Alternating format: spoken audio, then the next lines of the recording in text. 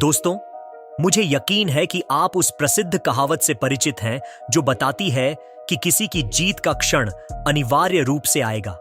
आज मैं आपका ध्यान एक दिलचस्प घटनाक्रम की ओर आकर्षित करना चाहता हूं जो इस धारणा की पुष्टि करता है, खासकर भारत से संबंधित। मुझे और स्पष्ट करने की अनुमति दें। यह देखना वास्तव में उल्लेखनीय है कि भारत ने आम धारणा के विपरीत हाल ही में एक महत्वपूर्ण यात्रा शुरू की है। स्पष्ट करने के लिए आइए हम इस कथा के मूल में उतरें। कुछ समय पहले चीन प्रमुख इस्पात विनिर्माण निगमों के केंद्र के रूप में खड़ा था।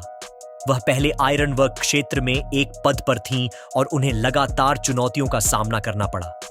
चीन में संपूर्ण लौह उद्योग मंदी का अनुभव कर रहा था, जिसके परिणाम स्वरूप सड़क, पुल और भवन निर्माण जैसे बुनियादी ढांचे के प्रयासों में मंदी आई। राष्ट्र के विकास पर यह प्रतिकूल प्रभाव सकल घरेलू उत्पाद सहित विभिन्न आर्थिक संकेतकों पर भी स्पष्ट था। चीन के लौह उद्योग में गिरावट और उसके इस्पात क्षेत्र में व्यवधान का मुख्य कारण भारत को माना जा सकता है। पिछले कुछ वर्षों में भारत से चीन को बढ़ते निर्यात ने चीन के औद्योगिक उत्पादन पर काफी प्रभाव डाला है। यह प्रवृत्ति यह सवाल उठाती है कि भारत चीनी बाजार में एक प्रमुख खिलाड़ी के रूप में क्यों उभरा है और इस बदलाव को चलाने वाले कारक क्या हैं। इस घटना को भारत द्वारा चीन को लगातार अत्यधिक निर्यात के लिए जिम्मेदार ठहराया जाता है, खासकर लोहे के क्षेत्र में। भारत वैश्विक लौह निर्यात बाजार में एक महत्वपूर्ण उपस्थिति का दावा करता है। देश से होने वाले कुल लौह निर्यात का 90% प्रभावशाली है। आश्चर्यजनक रूप से इस लोहे का एक बड़ा हिस्सा 19% चीन की ओर निर्देशित है। शेष 10% दुनिया भर के अन्य देशों में वितरित किया जाता है।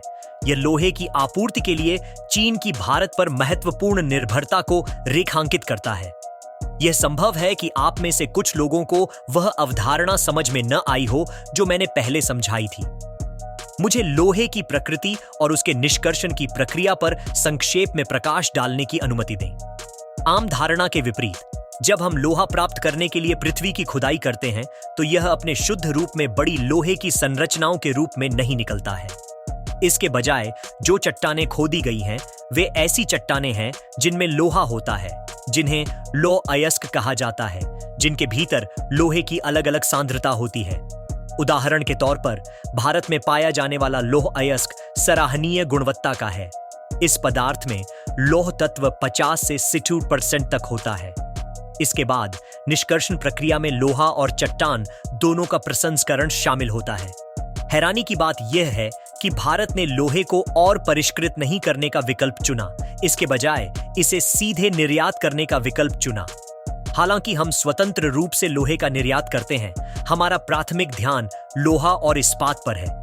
हाल ही में भारत ने जानबूझकर चीन को बेचे जाने वाले लौह अयस्क की मात्रा कम कर दी है, जिससे धीरे धीरे उनके लिए काफी कमी हो गई है। निहितार्थों पर विचार करें। लोहे तक पहुंच के बिना चीन इस्पात का उत्पादन करने में असमर्थ होगा। नतीजतन बाजार में इस संसाधन की कमी का अनुभव होगा, जिससे इसकी कीमत में वृद्धि होगी। इसलिए चीन में स्टील और लोहे की बढ़ती कीमतों के कारण पुलों, सड़कों और बड़ी इमारतों के निर्माण सहित उनकी बुनियादी ढांचा परियोजनाओं में रुकावट आई है। इन सामग्रियों से जुड़ी अत्यधिक लागत ने कई कंपनियों को असुरक्षित बना दिया है, जिससे चीनी सरकार को सीधे हस्तक्षेप करने के लिए मजबूर होना पड़ा है। परिणाम स्वरूप उन्होंने देश में खनन कार्यों की देखरेख के लिए जिम्मेदार इकाई भारत की एनएमडीसी से संपर्क किया है, जिसमें उनके देश में लोहे की महत्वपूर्ण कमी को उजागर किया गया है। यह जरूरी है कि किसी हानिकारक स्थिति से बचने के लिए आप हमारी सहायता करें। इसीलिए यह महत्वपूर्ण है कि आप भारत के अनुरोध के अनुसार तुरंत अतिरिक्त 25 मिलियन टन लोहा उपलब्ध कराएं, जो लगभग 250,000 टन के बराबर है। इस पर्याप्त मात्रा की तत्काल आवश्यकता है। भविष्य में धीरे धीरे आपूर्ति बढ़ने की संभावना है। भारत की ओर से तत्काल आयरन ओवर की मांग के बावजूद एनएमडीसी और भारत सरकार दोनों ने प्रस्ताव को अस्वीकार कर दिया है। उन्होंने इस फैसले के लिए कारण बताए हैं, जिनमें से एक घरेलू स्तर पर स्टील और लोहे की बढ़ती कीमतों को संबोधित करना है।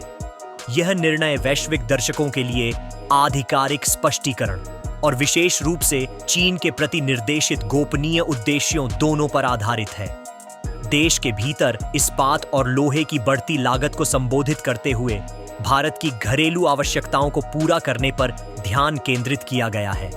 प्रारंभ में हमारी योजना में कुछ कार्यों को पूरा करना और फिर स्थिति का मूल्यांकन करना शामिल है। हालांकि हमने चीन को जो संदेश दिया है उस पर विचार करना जरूरी है। हमने चीन को स्पष्ट कर दिया है कि उन्हें पहले सीमा पर शांति बहाल करनी होगी। आम आदमी पार्टी आप लगातार घुसपैठ कर भारतीय सेना से भिड़ने की कोशिश करती रहती है, जिसे रोका जाना जरूरी है। चीन को आगे लौ आपूर्ति की उम्मीद करने से पहले भारत के साथ सभी सीमा विवादों को संबोधित और हल करना होगा। यदि वे अनुपालन करने में असमर्थ हैं, तो वैकल्पिक व्यवस्था की जानी चाहिए। इस मामले में चीन की प्रतिक्रिया सुनिश्चित करना महत्वपूर्ण है।